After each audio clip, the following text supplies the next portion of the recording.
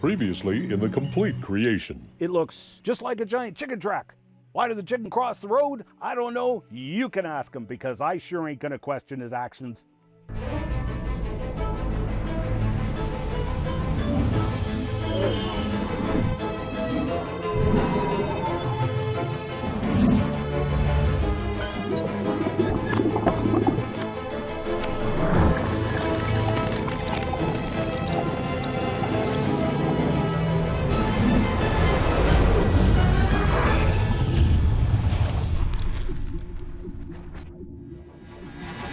Hello again, welcome back. Thank you for joining me again in the next episode of this enduring saga.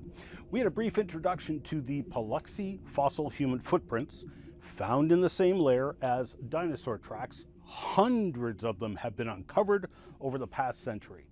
Many of those excavated by a lot of hard work from underneath undisturbed limestone and a clay marl sandwich, in the presence of multiple eyewitnesses who helped break up the limestone rock layer and remove it.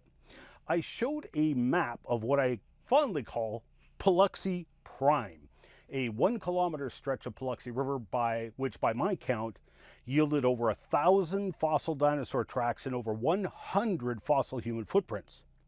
I wish to begin our study of the most famous of the trails, the Taylor Trail, named after Stan Taylor of Films for Christ.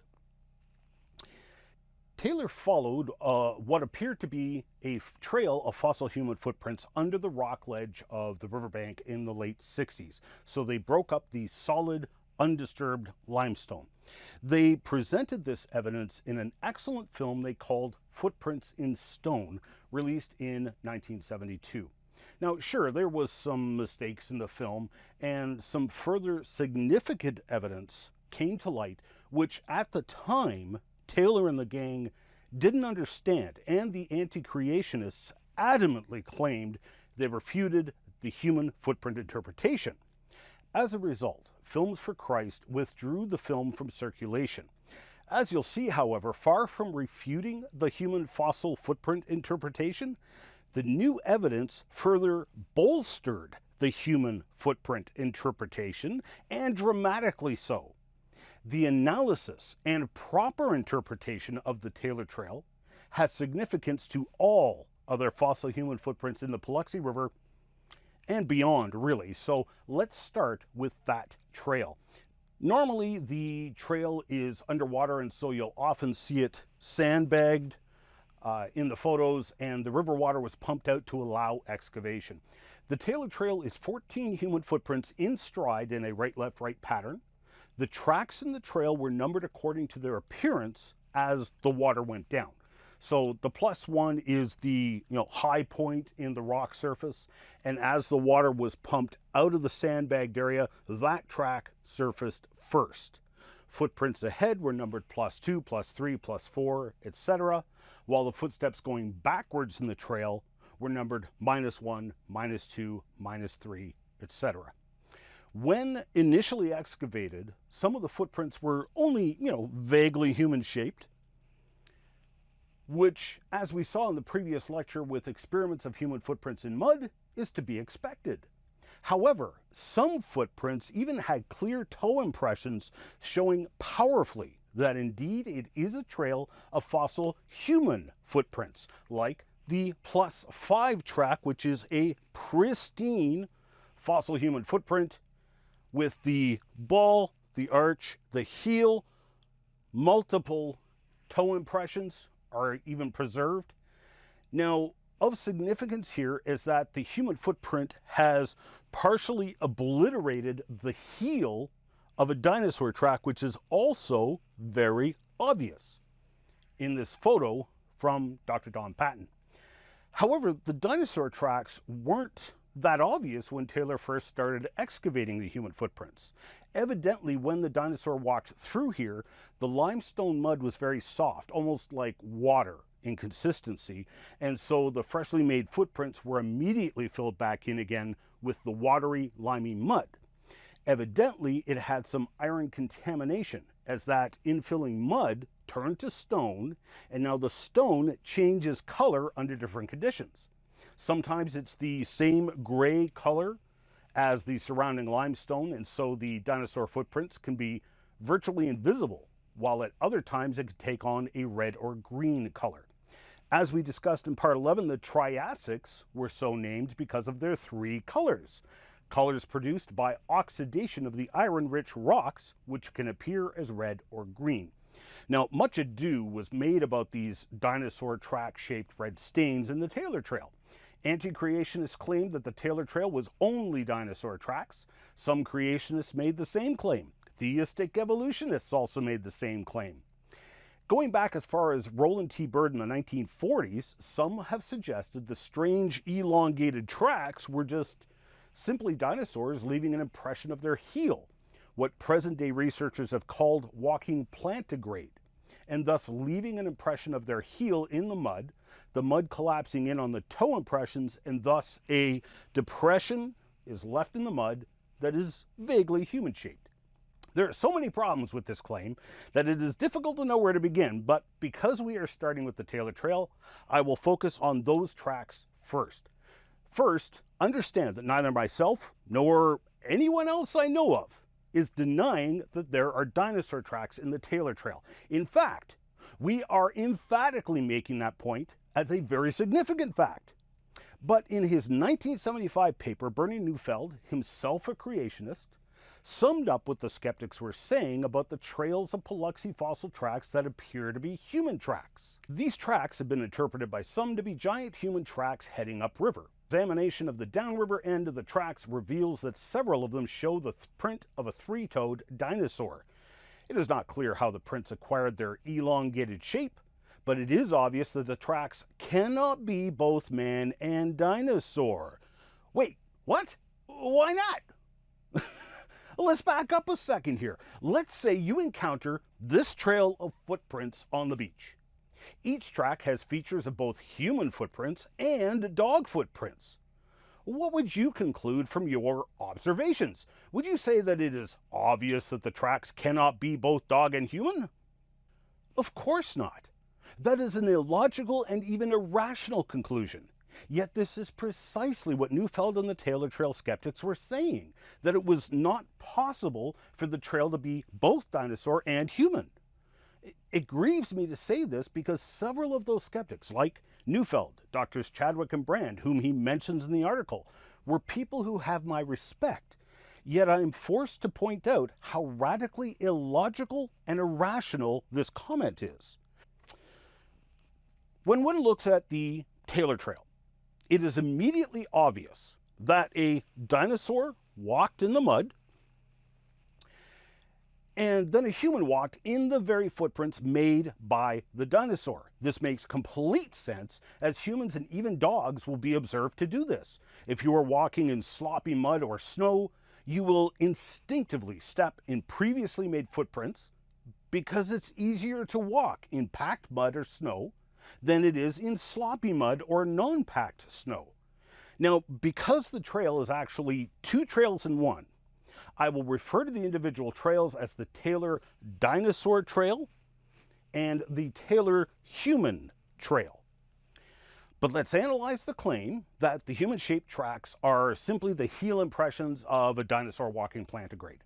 Normally, a bipedal dinosaur with tridactyl feet would stand and walk on its toes, more or less, and this stance is called digitigrade. But in attempting to walk in slippery mud, that dinosaur might hunker down in a plantigrade stance, and thus their heel can potentially leave a deeper, larger impression than normal in the footprints. The toe impressions are made in very sloppy mud, which backfills into the toes, and you are left with a vaguely human foot-shaped depression. Such a wonderful story. A wonderful story that will only woo those who know nothing about the Taylor Trail. Let's take that story and run with it. Fossil footprints are notoriously difficult to photograph, so I will use line drawings composed of profile tracings made by artists when the trail was further excavated by Drs. Baugh and Patton in the late 80s. Assuming these were all tracks made from a dinosaur walking on its heels, The dinosaur track outline is marked and the alleged heel impression is hatched. Apparently, the dinosaur was having a really bad day and had 2 dislocated heels. As you follow the trail, the alleged heel impression changes where it is in the dinosaur track. It's up by the left toe and overlapping the left side of the dinosaur track at the -4 and again at the -3B. At the -3, the alleged heel is way up in the middle toe. Ouch! At the -2 and -1, it's located in the center of the track, not at the back of the footprint where it should be. And at the +1, it's moved way up into the middle toe section again. The +2 left impression still has the heel offset to the right side, but again centered in the footprint. At the +4, the heel has apparently dislocated so far that it's now making a depression between its toes. Poor dinosaur. That's gotta hurt. At the +5, its heel has again moved way off to the side, but then the poor dinosaur has a really bad day, as apparently its heel fell off and left an impression in the left toe of another dinosaur track in a different dinosaur trail going in the opposite direction. It was Dr. Aaron Judkins who pointed this out as he was photographing the Taylor Trail one day when the red stains were appearing. This photo is taken underwater. Here's the next dinosaur track in the Taylor Trail, but the human footprint wound up in this dinosaur track, which is part of a trail of dinosaur tracks I call the Judkins Trail in honor of Dr. Judkins' discovery. The Judkins Trail was only visible as red stains. The tracks themselves left barely any visible outlines or depressions in the rock, but this trail of dinosaur tracks was stained red, just like the Taylor Trail dinosaur tracks, including the Taylor Trail +6 dinosaur track. If the human-shaped depressions were from a dinosaur walking plantigrade, then you would expect the depression to look like this green area, not a footprint in the left dinosaur toe and leaving impressions of human toes at the front. It is nothing less than ludicrous to suggest that these fossil human footprints are only dinosaur heel impressions. This particular human fossil footprint was one of the tracks in the trail that had toe impressions preserved. The right side of the dinosaur track is underneath the sandbags, but you can see here that the human heel stepped on the left toe of the dinosaur track, overlapping and obliterating part of it, and the human toes are in the heel of the dinosaur track. Now, if you so wish, you can claim that the dinosaur's heel somehow produced what looks like toe impressions in a vaguely human-shaped heel impression, while the heel radically moved around within the dinosaur tracks as it went down the trail. And it left toe impressions identical to human footprints in multiple tracks. And all the toes were pointing in the same direction. And the heel apparently fell off and made an impression that looked exactly like a human footprint, complete with toes pointing in the same direction as all the other toes and human footprint impressions in a single dinosaur track of a trail going in the opposite direction. And that dinosaur didn't leave anything even vaguely looking like a human footprint in any of the other tracks in that trail. Or you can embrace the most logical conclusion available, that the human footprints were made by a human who was stepping within the freshly made dinosaur tracks in the mud. Several of the Taylor Trail human footprints have toe impressions, while others do not. The +6 has nicely preserved toe impressions, especially that all-important big toe. You'll recall I mentioned in passing how between the track-bearing rock layer and the overburden layer, there is a thin layer of hard clay marl. This needs to be carefully removed, and in the pilot show for Genesis Week, I actually showed that process that has been developed and perfected by Dr. Baugh over decades. And if you attend one of the public digs, you will learn that technique firsthand, as you will help break up solid limestone on top, then dig through and remove that clay marl in hopes of finding fossil footprints. When the Taylor Trail was first excavated, some of the human footprints were not visible. This was only apparent if you operated on the assumption that there was a trail of human footprints present, because you expected that left, right, left stride pattern. One of the most powerful things one can do scientifically is to make a prediction. So Doctors Baugh and Patton made a prediction. The evidence wasn't lining up. There was a track missing from the trail of human footprints. So based on the stride of the footprints in the trail before and after, they predicted the area where the missing footprint should be, and they blasted that area with a fire hose. This dislodged that hard pan clay that I mentioned previously, revealing one of the single most spectacular in situ fossil footprints ever to be uncovered, right smack dab in the middle of a dinosaur track. The ball, the arch, the heel, impressions of all 5 toes are present. In fact, the second toe is exhibiting a clearly human trait. Your second toe is the most sensitive of all your toes. When walking barefoot under certain circumstances, you instinctively raise that toe. That is exactly what we see in this track. The second toe has been slightly raised, leaving a lighter impression than the other toes. Now, there's actually a double impression here. It might be 2 separate people stepping in the track, but I interpret this as the foot stepping into the mud, sliding back slightly, and leaving the foot impression with all 5 toes, the ball, the arch, and the heel preserved. And the dinosaur track appeared as that red stain that so many skeptics made a big fuss about. However, on that same ledge, alongside the Taylor Trail, was a short trail of 4 tracks of a human child called the Becky Trail. Those 5-inch footprints are remarkably human and show decent preservation of the ball, the arch, the heel. Not bad preservation of the toe outlines, but the tracks only appear as a red stain. So you skeptics raise a big fuss about the dinosaur tracks that mysteriously appear only as a red stain in hopes that they will bolster your case that the human footprints are dinosaurian, not human. Yet, you ignore the clearly human footprints that also only appear as a red stain. Judge yourself. Is that scientific, to pick and choose what evidence you consider and what evidence you ignore? Or is that anti-science? Last point I wish to make is that the dinosaur tracks of the Taylor Trail and the dinosaur tracks of the Judkins Trail are not even plantigrade dinosaur tracks. Let's take a look at the -3b again. Here's the outline from the dinosaur track. It has a very long pointy helix. It looks just like a giant bird track, and the impressions left by the toes strongly indicate that the creature had webbed feet. The webbing between the toes becomes quite visible when the red stains manifest.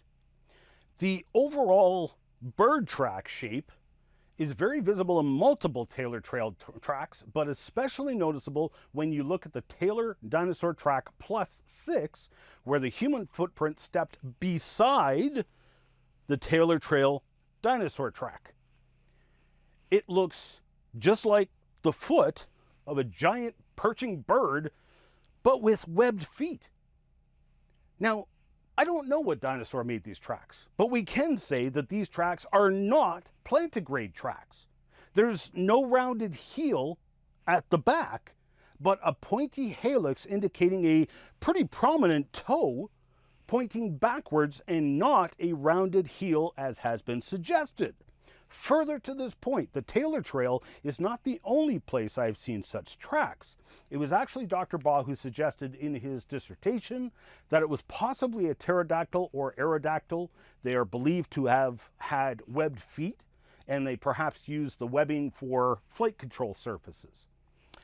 Over in Dinosaur Valley State Park, there is a single track identical to the Taylor Trail dinosaur tracks, and this track has a very important story behind it, as it was misidentified as a human track several times by multiple people over the past several decades.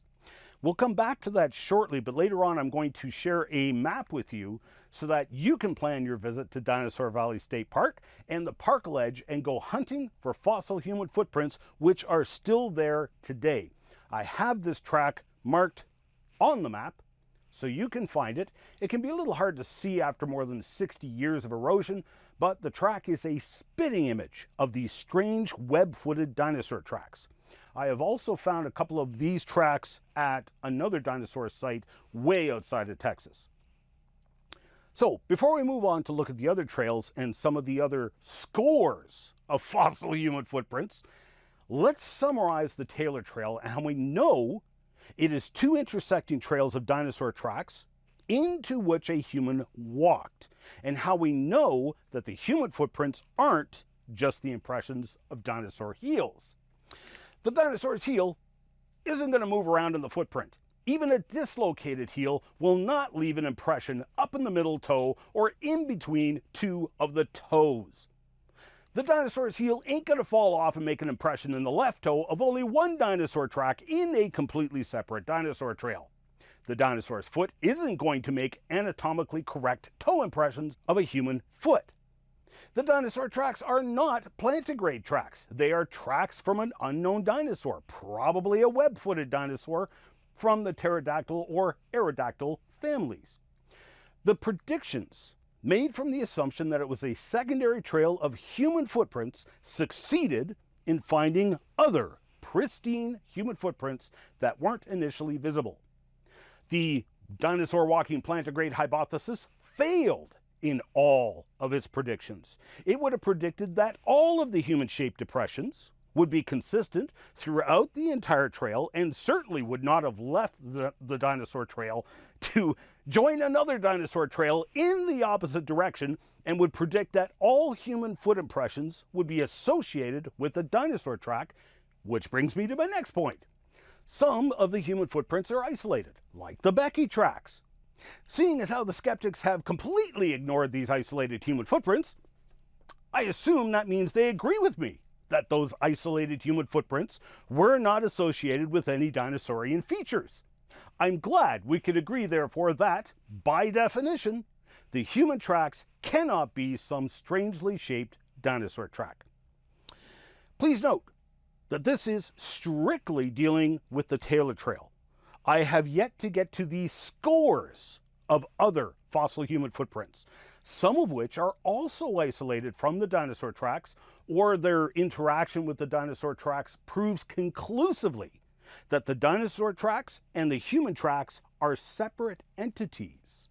I'm also not addressing the previously addressed bogus argument that the tracks are carvings, seeing as how everyone agrees these trails cannot be carvings. They were excavated from underneath a solid limestone ledge. Okay, I'm running out of time for this segment, so let's head upstream from the Taylor Trail site to the McFall site, where Dr. Baugh, as part of his dissertation research, conducted multiple excavations. One trail he named in honor of my late good friend, Professor Emeritus Marlon E. Clark from the University of Illinois at Urbana. The Clark Trail was a series of 7 human footprints in a right-left-right stride, and there was no dinosaurian features with any of the tracks. This is a cast of one of the footprints, and it is called the Clark Track. During a cool fall afternoon, Dr. Baugh and Dr. Clark were continuing the excavations, and they had gotten down to using a wooden toothpick to clean out that clay marl from the finer details in the track. To their surprise, the big toe impression was actually limestone that was bulged upward. Evidently, when the person lifted their foot, suction from the big toe pulled up on the lime mud, and it hardened in that fashion. Now, as you can see, it is clearly a human footprint.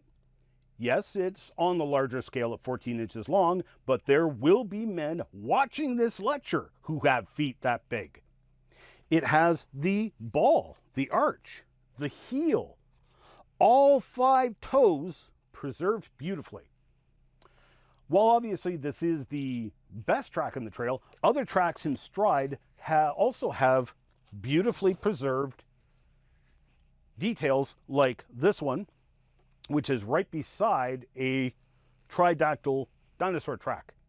We've only begun to examine some of the evidence from the Paluxy and critically analyze the claims of creationists, anti-creationists, and theistic evolutionists.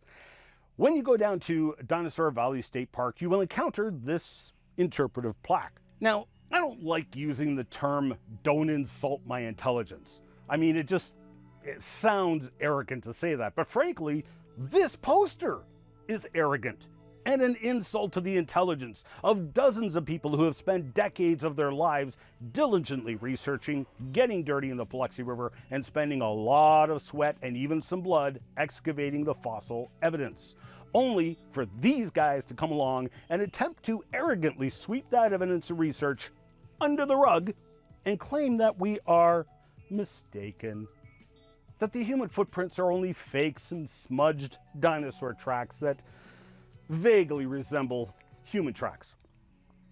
Really, you've only seen a fraction of the evidence here today. Who do you think is the one who is mistaken here?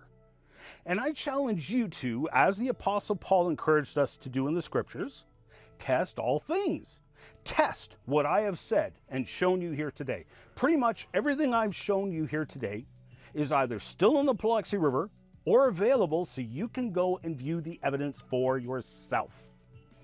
I'm out of time for this segment. In the next lecture, we'll take a look at more of the fossil footprints, as I have many other original fossil casts. I hope you'll join me again, and God bless you. Coming up in the next Complete Creation. These anti-creationists destroyed all three tracks that Dr. Patton specifically focused on in his lecture. They knew where the tracks were and specifically which tracks Dr. Patton was referencing. This is why there are now only casts of the Taylor Trail human footprint -3B, because the original was destroyed. You can catch the entire series in a variety of ways. You can watch the show online at www.completecreation.org or www.genesisweek.com. You can also purchase the Complete Creation series in full high definition on Blu-ray or video on demand at completecreation.org, or support the Miracle Channel with a monthly tax-deductible donation and access the entire Complete Creation series in high definition through Corco, Miracle Channel's video on demand service. We need your support to keep this program on the air, so please pray for us. And if you wish to financially support the program, Canadians can make a tax-deductible donation to Core Ottawa, Canada North Post Office Box 72075, Ottawa, Ontario, Canada, K2K2P4. Or you can make a donation via PayPal online at ianjuby.org/donations. And thank you for your support.